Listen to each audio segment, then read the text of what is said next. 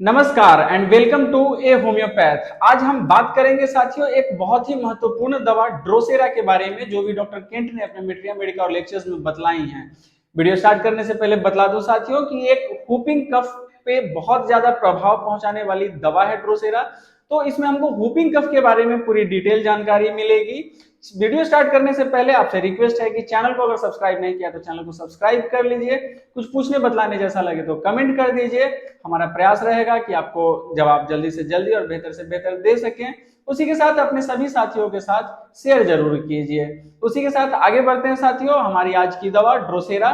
तो सबसे पहले हम समझेंगे कुकुर खांसी, जिसको हुपिंग कफ कहते हैं। तो सबसे पहले समझते हैं कि हुपिंग कफ या कुकुर खांसी क्या होती है।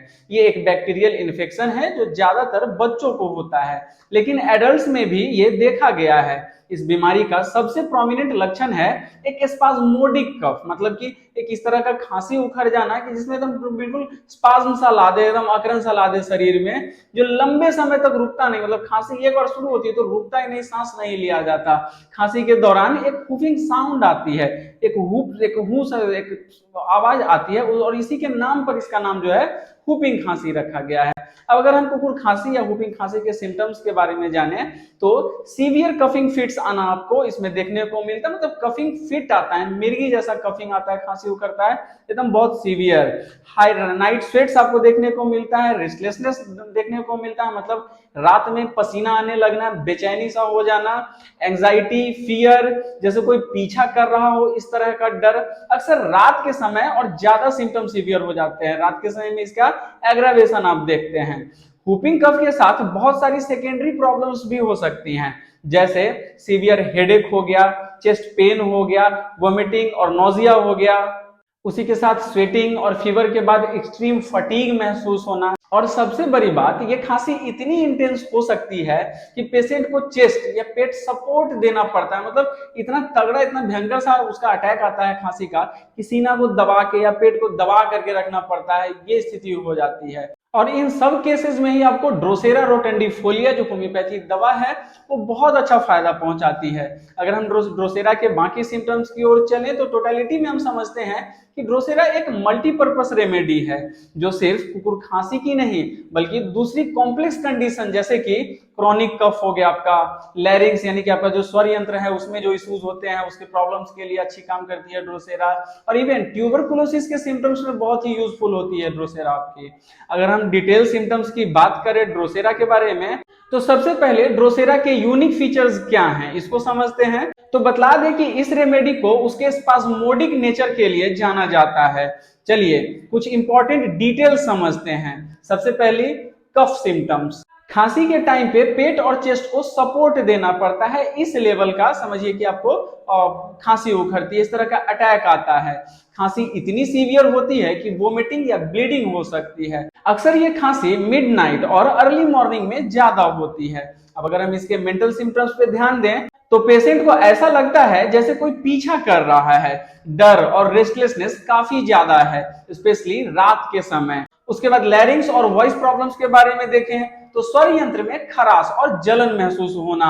कुछ पेशेंट्स को नीडल लाइक पेन होता है थ्रोट में, जैसे कि कुछ गले में चुभ रही हो उस तरह का। उसके बाद बोलने या खाने में दिक्कत होती है, कुछ जैसे अटक जाता है, कुछ घोटना स्वेलो करना जो है थोड़ा सा मुश्किल होता है। उसके बाद एक और खास बात है, ड्रोसेरा उन केसेस में भी हेल्पफुल होता है जहां कफ के साथ लैरिंग्स में म्यूकस या फ्लेम कलेक्ट हो रहा है। उसके बाद साथियों इसके एडवांस्ड एप्लीकेशंस को समझते हैं। तो इस रेमेडी का स्कोप इतना अब्रॉड है कि इसे सीवियर रेस्पिरेटरी कंडीशंस जैसे क्रॉनिक ब्रोंकाइटिस और ट्यूबरकुलोसिस में यूज किया जाता है। ड्रोसेरा से रिलेटेड कुछ और नोटवर्दी पॉइंट्स अगर हम फोकस करें तो सबसे पहले, अगर पेशेंट्स को चेस्ट पेन और स्पाज्म के साथ फीवर हो तो ये रेमेडी काफी इफेक्टिव है। बच्चों में हुपिंग कफ के बाद वीकनेस या रेसिडुअल कफिंग होती है तो उसके लिए ड्रोसेरा एक ट्रस्टेड मेडिसिन है।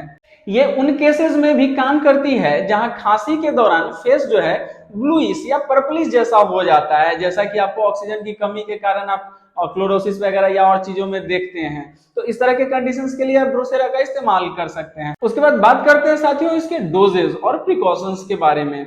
तो होम्योपैथी में सबसे पहले तो हमें जो बात ध्यान रखनी चाहिए कि हर रेमेडी का यूज जो है वो स्पेसिफिक सिम्टम्स और कंडीशंस पर डिपेंड करता है।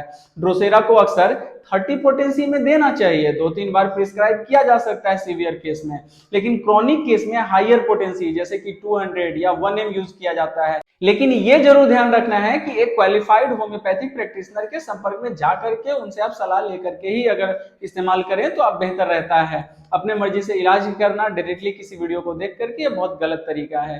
हाँ, प्रिकॉशंस की बात करें अगर हम, तो रेमेडीज के सेल्फ मेडिकेट मत करें, ये सबसे पहला ध्यान रखना है कि अपने मर्जी से दवा नहीं लेनी है। ड्रोसेरा को प्रेगनेंसी और इन्फेंट्स के केसेस में एक्सपर्ट कंसल्टेशंस के बिना यूज ना करें, ये एक बहुत इंपॉर्टेंट बात है। तो दोस्तों, ड्रोसेरा एक बहुत ही पावरफुल और इफेक्टिव होम्योपैथिक रेमेडी है जो कुकुर खांसी, जिसे हम व्हूपिंग कफ कहते हैं, और रिलेटेड रेस्पिरेटरी जो भी इश्यूज होते हैं उनमें रिलीफ देती है। अगर आप या आपके परिवार का कोई व्यक्ति प्रॉब्लम से सफर कर रहा है तो एक एक्सपीरियंस्ड होम्योपैथी से जरूर कंसल्ट करें, ये आपको काफी फायदा पहुंचाता है। आपको ये वीडियो कैसा लगा? अगर हेल्पफुल लगा तो लाइक करना ना भूलें। अगर हमारे चैनल को अभी तक आपने सब्सक्राइब नहीं किया है ए होम्योपैथ को, तो प्लीज सब्सक्राइब करें। कमेंट सेक्शन में अपने डाउट्स जरूर लिखें, हम आपके सवालों के जवाब देने में पूरा अपना जो है एफर्ट लगाने का प्रयास करेंगे। तो ये थी साथियों हमारी आज की टॉपिक ड्रोसेरा के बारे में सारी जानकारी। मैं हूं आपका दोस्त, आपका होस्ट डॉक्टर रवि रोशन। ये थी हमारी आज की जानकारी। मिलेंगे अगले वीडियो में एक नए होम्योपैथिक टॉपिक के साथ। तब तक स्वस्थ रहिए और कुछ भी तकलीफ हो तो होम्योपैथ का सहारा लीजिए। धन्यवाद।